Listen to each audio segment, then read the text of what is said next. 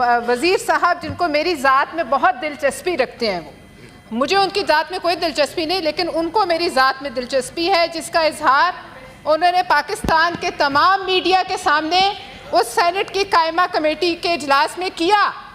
और मेरे सवाल पूछने पर जो हर सेनेटर का हक है, उन्होंने जो गंदी ज़बान इस्तेमाल की पूरे पाकिस्तान ने देखी। जनाब चेयरमैन साहब, ये जो गठजोड़ मीडिया मालिकान, ये गठजोड़ प्रॉपर्टी डीलरों का, फिर काबीना का, जब ये सब इकट्ठे होते हैं तो ये बदमस्त हाथी बनते हैं, इब्राहा के बदमस्त हाथी, और ये सबको रोकते हैं। जनाब चेयरमैन, मेरी ज़ात में मैंने उन्हें कहा कि ये फ्लोर आपके पास है, आप बात करें।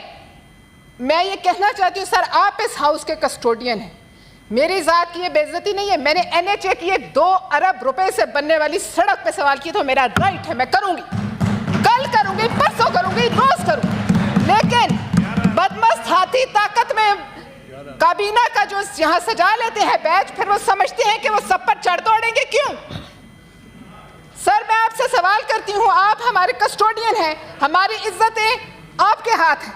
ये मेरी ज़ात का सवाल नहीं है, ये इस कुर्सी का सवाल है जिस पे मैं बैठी हूँ। क्या इज्जत है एक सेनेटर की अगर वो सवाल नहीं कर सकता?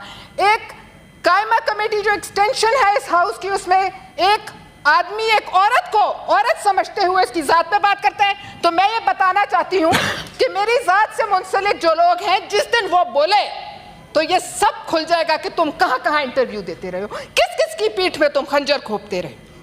इससे पहले कौन सी ऐसी पार्टी है जिसकी पीठ में उसने खंजर नहीं खोपा? सर, ये जो है औरत को औरत समझकर, उसकी एक कमजोरी समझकर आप उसकी ज़ात पे इतने बड़े मर्द हो कि तुम्हारी ये बर्तानगी है कि तुम उसकी ज़ात पे आ जाते हो। बोलो तुम यहाँ आके बोलो, और फिर तुम कहते हो अपना काम करने के बजाय NHA की करप्शन की दास्तानें IMF की रिपोर्ट में छपी हैं, जो जिसकी वजह से पाकिस्तान की बदनामी, पाकिस्तान कटहरे में खड़ा, उस पर बात करने के बजाय आप कहते हैं सिंध के 4 टुकड़े कर दो, पंजाब के 10 टुकड़े कर दो, फलाने सूबे के टुकड़े। क्यों? कौन है आप अपनी मिनिस्ट्री में देखें कि क्या हो रहा है। और अगर आप इतने सीख पाए एक सवाल पे जो एजेंडा का हिस्सा था, तो फिर जरूर गड़बड़ है, फिर जरूर कहीं कोई तिनका है। आप तो रियासत मदीना बनाने वालों के साथ भी थे, वहां तो हजरत उमर ने किसी को नहीं कहा कि मैं आपकी ज़ात पे आ जाऊंगा, वहां तो उन्होंने एक चादर का भी हिसाब लिया, और मांगने वालों ने मांगा और देने वालों ने दिया। तो फिर ये क्या है? मैं यहां से इस फ्लोर से वजीर आजम साहब से कहूंगी, ये आपके भी नहीं, जिस तरह किसी के नहीं रहे इससे पहले, आप अपने मिनिस्टर्स को ये बात समझाएं। यहाँ बहुत मिनिस्टर्स बैठे हैं जो हर बात का जवाब देते हैं। मैं ये नहीं कहूँगी, मोहसिन नकवी साहब हमसे मुंसलिक है, मैंने 100 सख्त सवाल उन पर डाले। किसी दिन आपने ऐसा रिएक्शन देखा किसी मिनिस्टर का? सर, ये पार्लिमानी रिवायत में पहली दफ़ा एक घटिया हरकत हुई। सर, मैं आपसे रिक्वेस्ट करती हूँ कि मैं तो औरत होने की आड़ में नहीं छुपती, लेकिन कोई मर्द इतना गिर जाए कि मर्दानगी दिखाने के लिए औरत को औरत समझकर उस पर अटैक करे, तो फिर सर मैं यहाँ आपसे रूलिंग मानती हूँ, हम क्या डर जाएं? सवाल न करें। हम किस बात की तनख्वाह लेते हैं? हम यहाँ सेनेटर्स हैं, किसी हाउसिंग सोसाइटी के मुलाजिम नहीं हैं। उन्हें जो भी मेरी ज़ात से जो इंटरेस्ट है, उनको मेरी ज़ात में दिलचस्पी है, आए पूछें, और फिर तैयार रहें, आगे से जवाब के लिए भी तैयार रहें।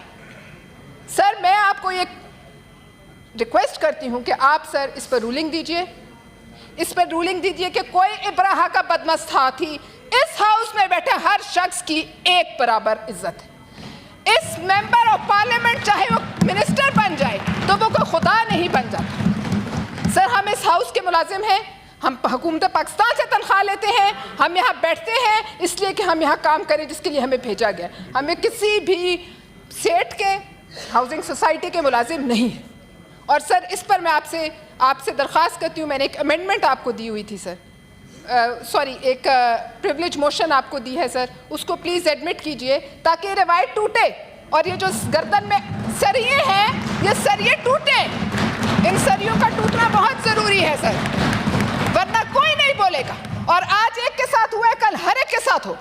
बहुत शुक्रिया सर। शुक्रिया। लॉ मिनिस्टर साहब नोट करें। शहरी रमान साहब, आपसे सर, जो सेनेटर परवशा ने अभी कहा है हम सब के लिए बहुत ही शर्मिंदगी और अफसोस और गम और गुस्से का बायस है। ये इंसिडेंट आप सबके सामने है, मीडिया ने इस पर बहुत गुफ्तो शनीद की है। ऐसा रवैया कमेटियों में कभी या इस हाउस में ना हमें कभी देखना चाहिए, ना फिर देखने की कोई हमें ऐसी मौका ना हो। तो फिर सर जो सेनेटर परवेज़ शाह ने कहा है, उन्होंने ये भी कहा कि मैं औरत के होते और औरत होने के आड़ में बात नहीं कर रही हूँ।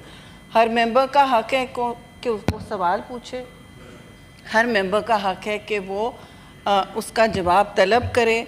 और अगर बात इतनी पहुंचती है, ऊपर तक पहुंचती है कि हम सब के कॉन्डक्ट सबके सामने उछलते हैं, तो ये ज़ातियात पर बात कभी भी नहीं आनी चाहिए। सर मैं आपसे बिल्कुल गुजारिश करूंगी कि मैंने इस इशू का हाउस बिज़नेस में भी उठाया और ये भी आपसे अर्ज़ और गुजारिश है कि उसी मीटिंग से पहले मैंने मिनिस्टर अलीम ख़ान को ख़ुद कांटेक्ट किया कि आप कम से कम माफ़ी मांग दीजिए। मैं साफ गोई से बात करना चाहती हूँ क्योंकि ये होना नहीं चाहिए था सर, बहुत गलत हुआ और हम पहले भी इसको कंडेम कर चुके हैं। तो सर उन्होंने फिर कहा कि मैंने ऑलरेडी अपोलोजाइज़ किया है, जिस पर हमारे जो 3 और मेंबर्स मौजूद थे उन्होंने भी कहा कि देखिए जिस तरह उन्होंने अपोलोजाइज़ किया वो बहुत रूखा था, वो बहुत देर में हुआ और उसके बाद भी तल्ख़ कलामियाँ हुई जो मैं रिपीट नहीं करना चाहती इस हाउस में दूसरे मेंबरान के बारे में भी।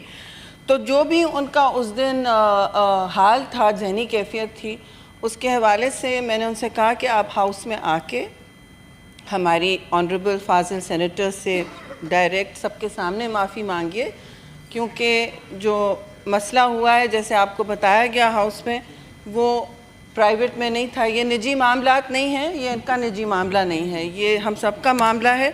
तो बेहतर है कि कवायद और रवाबित और अखलाक के मुताबिक ये इशू इस तरह सेटल हो।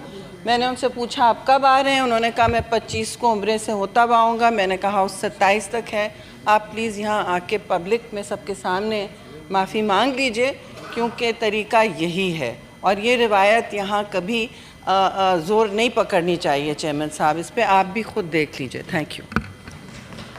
लॉ मिनिस्टर साहब। जनाब चेयरमैन, इस पर कोई दूसरी राय नहीं है कि ऐवान का हर रुकन जो है उसकी इज़्ज़त, उसकी तकरीम जो है वो सर आँखों पे, और कभी भी ऐसा वाक़या नहीं होना चाहिए। हम आयल के दोनों साइड पे बैठते हैं, ये तो हम इत्तेहादी और इल्हाक में बैठे हुए हैं। मैं तो समझता हूँ कि लफ्ज़ों की हल्की फुल्की गोलाबारी हुसन है जमहूरियत का हो जाती है, लेकिन इस तरह के जो हद है वो पार नहीं होनी चाहिए। मेरे लिए बड़ी काबिल एहतराम है और बड़ी मुतहर्रिक सेनेटर हैं। ये नहीं कि पहली दफ़ा उन्होंने कोई सवाल पूछा, उन्होंने कैबिनेट पे भी थोड़ा सख्त बोल गई। हमारी बहन है, मैं इज्तिमाई माफ़ी मांगता हूँ। आप सब हमारे लिए बड़े मोतबर हैं और बहुत ही मोहतरम हैं, वो चाहे आयल के इस तरफ बैठे हैं इस तरफ बैठे हैं। We are all colleagues, we are honourable colleagues. जो हुआ वो बुरा था, लेकिन मेरी इस्तदा यही होगी कि जो जिस तरह के मामलात घर में होते हैं तो फिर जो बड़े होते हैं घर में वो को रोल प्ले करते हैं। मांडवी वाला साहब हैं, शहरी रहमान साहब हैं, आप भी हमारे सीनियर हैं, मैं ख़ुद भी करता हूँ। वो वापस आते हैं तो सर ये मामला हल हो जाएगा। लेकिन आपकी जो दिल आज़ारी हुई, हम उसके लिए मैं ख़ुद माजरत ख्वाह हूँ। कोई प्लान्ड चीज़ें नहीं होती, at the spar of moment होती। अनफॉर्चुनेटली हमें बिल्कुल एहसास होना चाहिए। तो कहते हैं कि जी तोल के बोलना चाहिए और बड़ा सोच समझ के। कोशिश यही होती है कि कभी भी जो तहम्मुल का साथ है वो ना छूटे, और जो हुआ वो ठीक नहीं था हुआ, उसके लिए हम भी दिल से महसूस करते हैं कि वो मुनासिब नहीं हुआ और उस पर बहुत अफसोस है हमें सर।